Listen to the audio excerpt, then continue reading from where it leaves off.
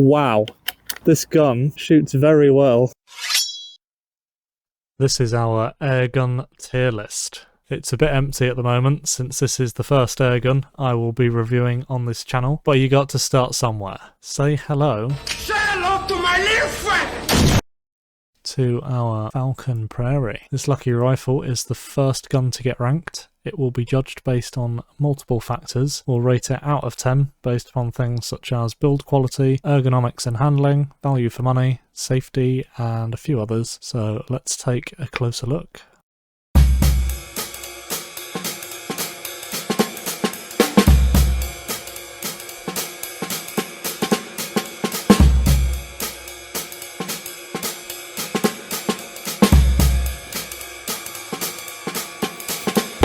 Build quality. Okay, so these stocks are made in Sheffield, I believe. You can see that the checkering is very good quality on here, as is the finishing of the whole stock. The overall build of this rifle is very good on first impressions. We'll just cock the bolt back. You can't take the magazine out without it being all the way locked in, like that. The magazine is all metal, which is quite rare these days, to be honest. Most companies have gone to plastic now.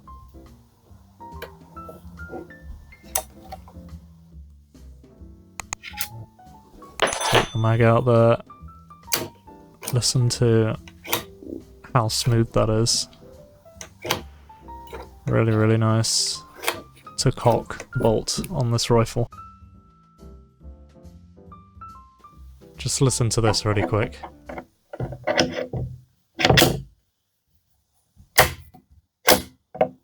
Yeah, everything just snaps so precisely and crisp into place.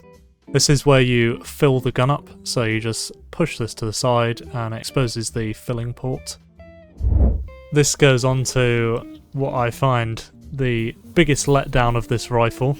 It's not a major problem, but considering the whole gun is built so nicely and this just rattles like this, it's a shame. But it's only a small criticism really in the grand scheme of things. The overall design of this rifle it's more traditional, obviously, with the wooden stock. I really like the thumb hole. Some people don't like thumb holes so much. This is how you unload the mag. You can just tip it upside down and rotate, let the pellets drop out. Sometimes they get stuck though, and you need to use an Allen key. Just showing the magazine clicking in here. That's just the cap for the end of the gun. So for a overall build quality rating, let's think about it. So we've got a good quality walnut stock, nice thumb hole, beautifully done actually. It has a nicely fitted rubber butt pad. It's got that beautiful rosewood cap on the grip. The checkering is beautifully done, flawless pretty much. The magazine clicks in nicely, bolts nice to use. It's got this rosewood fore-end cap on here as well. The only thing that really lets it down is the rattly filling port cover. So I'm going to give build quality a 8.5. Ergonomics and handling. It's quite a compact rifle, but due to that wooden stock, it's got quite a fair weight to it. I'm not sure exactly because we didn't weigh it, but I reckon it's about 3 kilos, so it's pretty average for a wooden stocked rifle. I've got to be honest, it's really nice to hold and fits like a glove with that right-handed thumbhole grip. I'm a big fan, so it's going to score high here. Look at that. A lot of thought clearly went into this. Some people don't like a thumbhole stock, but for me, they're great. Obviously, with it being right-handed, yeah, don't even try left-handed with this thing. We're going to test the trigger here as well, just to show you how light it is. I'm going to apply very, very small amounts of pressure slowly. Yeah, the trigger's pretty damn good, especially for such an old rifle. So then, the overall rating for ergonomics and handling is 9 out of 10. Pretty good. Safety. This is a quick one, but the gun does have a safety. It works and is quick and easy to engage. It's not easy to accidentally take it off either. The safety is good. What about the magazine?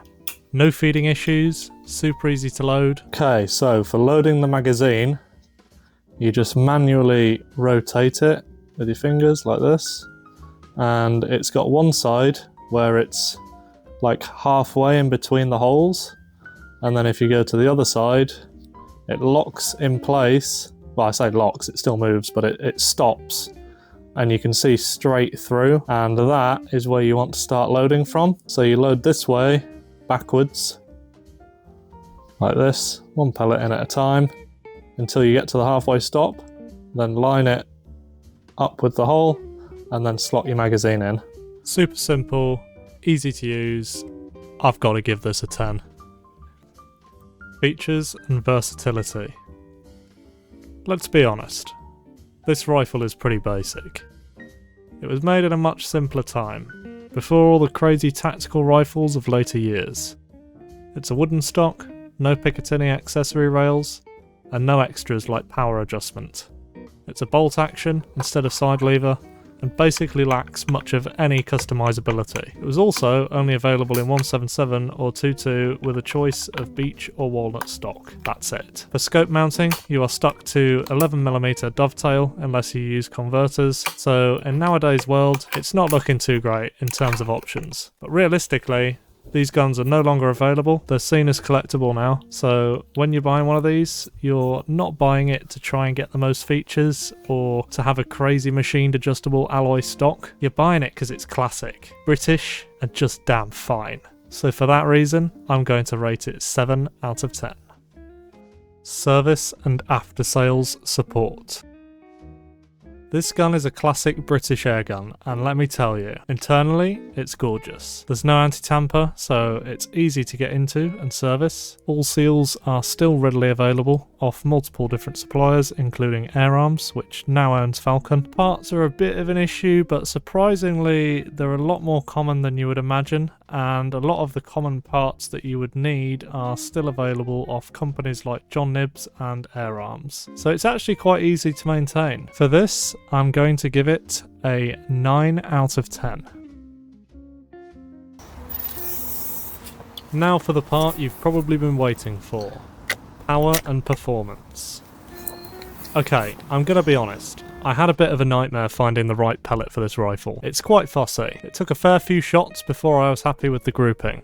But let me tell you, 𝘋𝘂𝘀𝘀𝘀𝘀𝘀𝘀𝘀𝘀, the old version, shoot perfectly through this gun. I was amazed at the result. All shots are full power at around 11.6 foot-pounds, so let's have a look.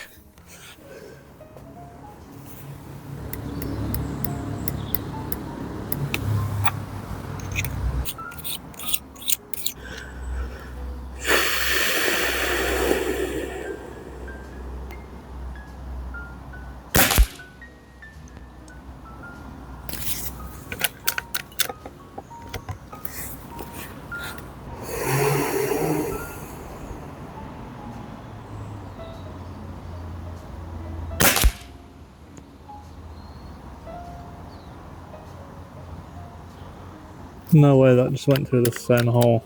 Surely not.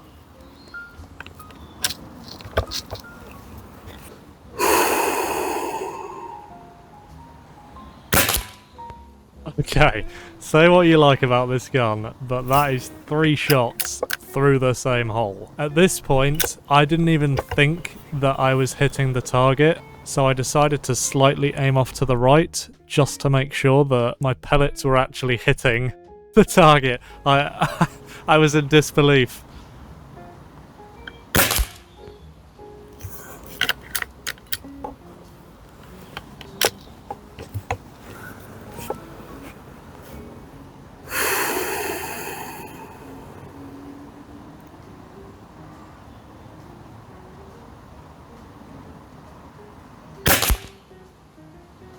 Okay, so that last shot, the was not in the same hole as the others was just me, because I thought I'd blocked the barrel, because I could not believe that they actually, all three of those went through the same hole, but I'm pretty sure they did. Yes, they did, James. Yes, they did.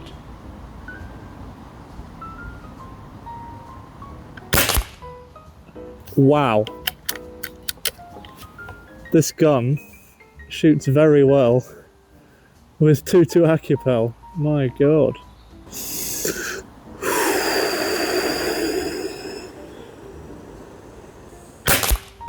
Wow. Look at that. My god. I'm amazed.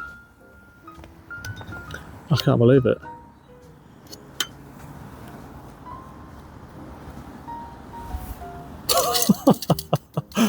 Oh my god. What is going on? Clearly, this gun is incredibly accurate. It has consistent power output and is actually really nice to shoot. I'm rating this 10 out of 10 for power and performance.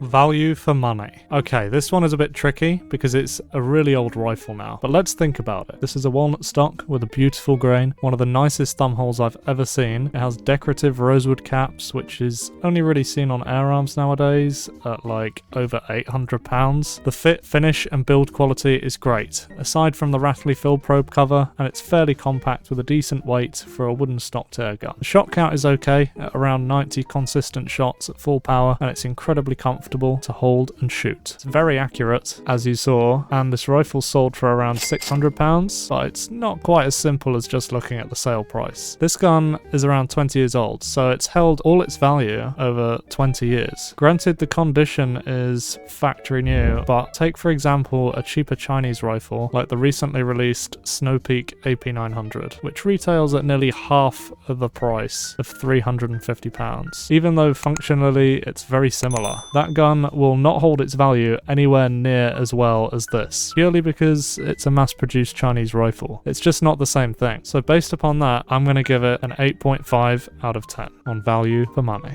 Anyway, we must rank this on the tier list. I'm going to keep this mainly down to practicality rather than collectability, since that's a whole other thing entirely. After using this rifle, I am going to place it in the A tier. The next rifle I review will be a gun that was recently released. I look forward to showing you guys that. Please make sure to subscribe if you haven't already, and give the video a like to see more like this one. Peace.